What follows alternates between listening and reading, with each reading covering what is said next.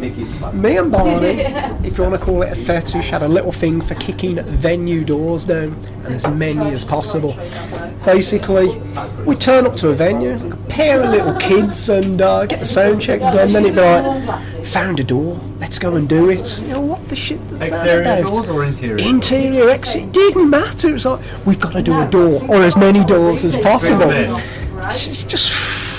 But then you pay for them. But then we pay. But we'd accept the payment. It wasn't like we'd make a fuss about. No, we're not paying for it. It'd be like, we knew we've done the damage. We've got to pay for it.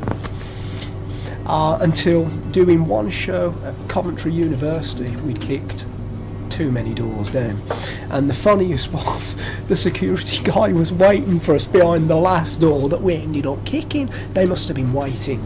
They're in there. They're in there. So they waited. All of a sudden, we come charging through the door. It come down, the whole panelling came down, everything. Right, got you, get out. I'm in the band, I'm playing, don't care, get out.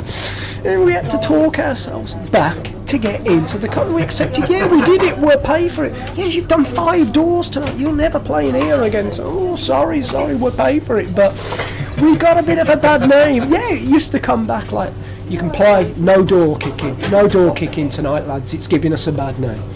That's it. They don't get credit for being as revolutionary and you know, inventive as they were, you know. And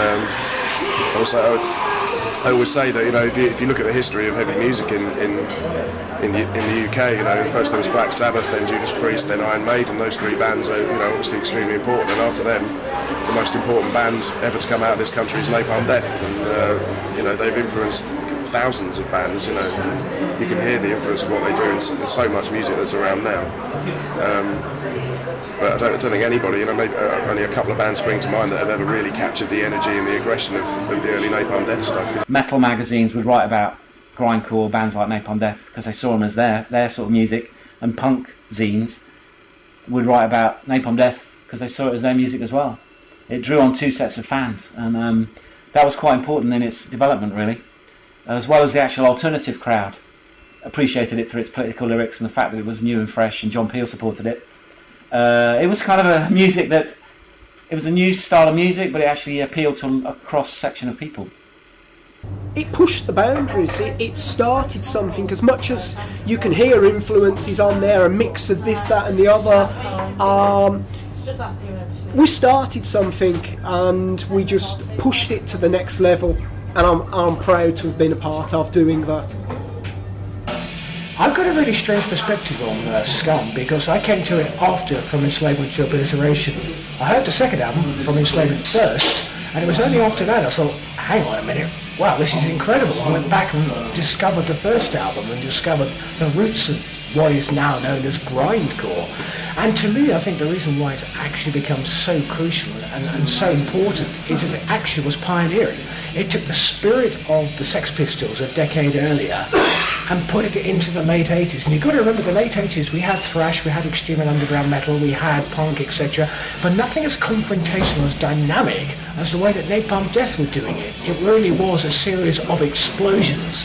28 tracks, and I think I'm right in saying only one over 3 minutes long, only another 2 over 2 minutes long, and these are short, sharp shocks that really changed the way every one of us thought about the general way and perspective of music. It was the first time, I believe, in a decade that British underground music, extreme music, had been as dynamic and as confrontational, and with hindsight, is massively influential.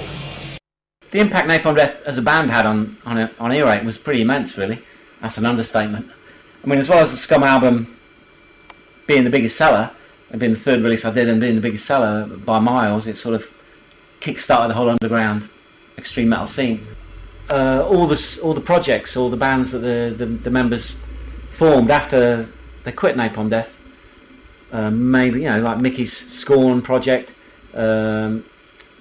Lee's Cathedral, Bill's Carcass, they all ended up being on Earache. They were like the next wave of releases after Napalm Death. So out of maybe the first 20 odd releases that came out on Earache, I think there's possibly at least half of them were Napalm Death or Napalm Death related, you know. So that's how much of an impact they had on the label.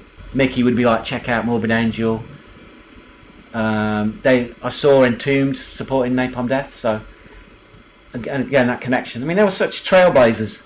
It's hard to overstate how much Napalm Death were the scene, and the flag bearers, the members when they were in the band caused the shockwave, but then when they left they also formed other bands, not quite have been as successful as Napalm Death, but they've they're up there, and that's their legacy at the end of the day.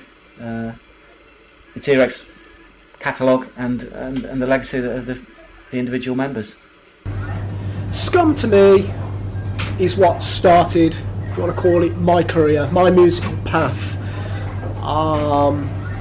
It was a springboard to many other things, and something that I'm so happy to have been a part of as a member, as a songwriter. It's a bit of history, I think, and I believe, and very proud moment of my life, without a doubt, and respect to everybody that has given some time to that.